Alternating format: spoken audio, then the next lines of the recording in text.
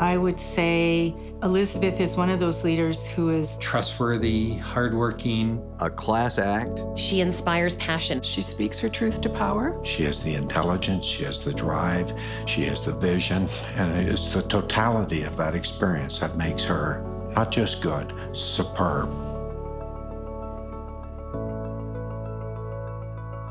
I grew up in the 60s and 70s in Prince Edward Island, so I was even smaller then, and I was the youngest of 4 kids. One of the things that particularly my mother, who was the high school math and science teacher, really instilled the importance of math and science, and she was very supportive, as was my dad, and particularly going in high school when I started thinking about what do I want to study in university. And geomatics, and particularly some of the newer fields within geomatics, was very, very new on the horizon at that point. And at that time, there were really only a few programs in Canada in that area, and the newest one being at the University of Calgary. So I started to say, wow, program that I want, it's in Calgary, exciting place to be, that's what I'm going to do. And I just said, I'm going.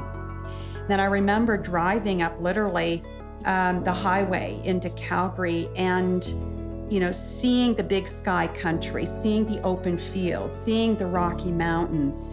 It really impressed upon me that this was going to be different. This was bigger than anything I had lived through before. And I wanted to really take it in, absorb it, and really be excited about it, not overwhelmed, not really intimidated, but I was living something that was going to be new, it was going to be a little bit uncomfortable, but I was ready for the adventure.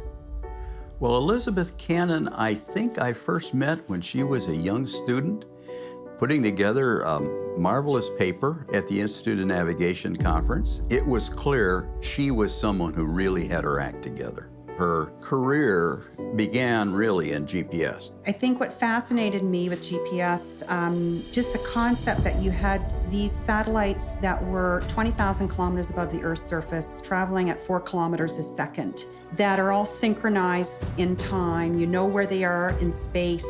And the area that I was working on as a student and young professional, and I carried on into my academic career, was very high accuracy, positioning down to the centimeter level. And there's not too many times in life that an opportunity comes with a new technology and you're there to be part of it. So you don't want to say no, you want to jump on the bandwagon. So I just had a sense that I was in a very unique place and I better make something of it. Well, I started my career as an academic in 1991. At that time, there were only 86 professors in engineering, of which I was the second female faculty member.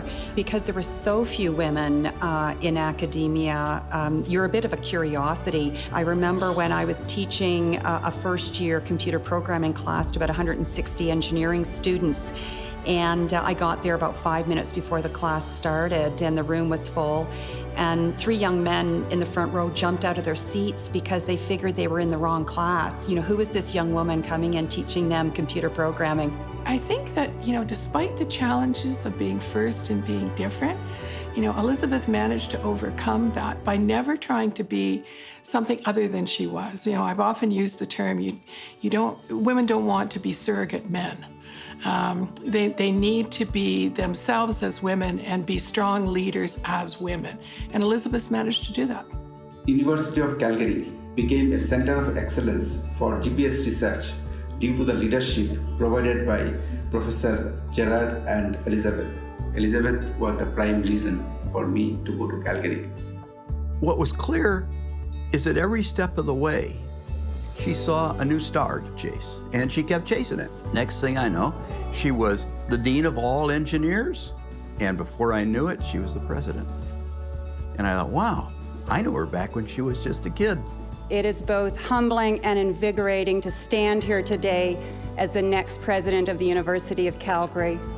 It really is a strong message of who Elizabeth is. So right on day one, she reached out to me and she wanted to develop a strategy for the university.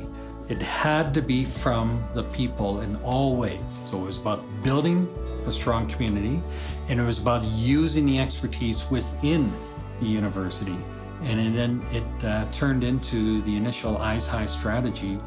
Thank you for participating and shaping this vision and strategy, and thank you for everything that you will do to bring this to a reality, to really build a great university.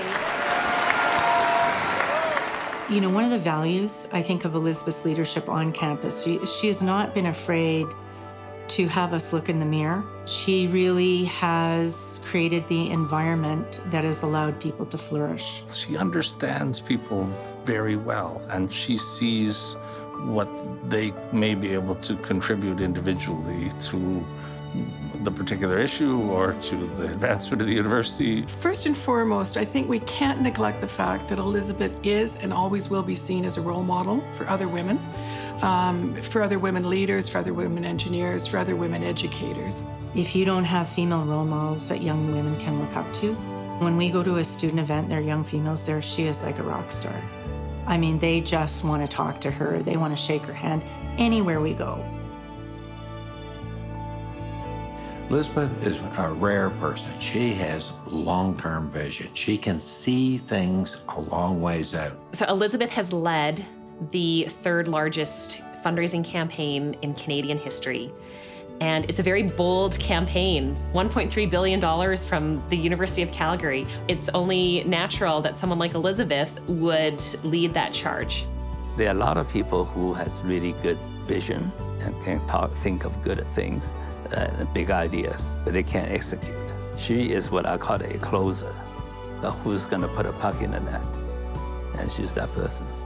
Before I made my donation, I went around to many of the greatest universities in the world. And despite all these terrific universities, I didn't find anyone who I thought was better able at carrying out their tasks than Elizabeth was. I mean, it's not just Jeff, you know, it's like the Hunters, right? Like Don Taylor, all those people came because of her. So I think that the most important part is her. She's driving the entire organization on excellence.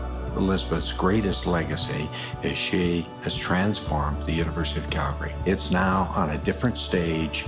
It's in certain areas, it's known worldwide, and so much of this is a function of her contribution to this university. I think if you look for the next 20, 30 years of where this university is going to go, we are just at the starting line of really huge achievements. I can feel it, I can see it, and I'm so proud to be part of this community. I've been a part of this community in many different roles over several decades. I'll continue to be part of the University of Calgary, and I know great things are going to happen here.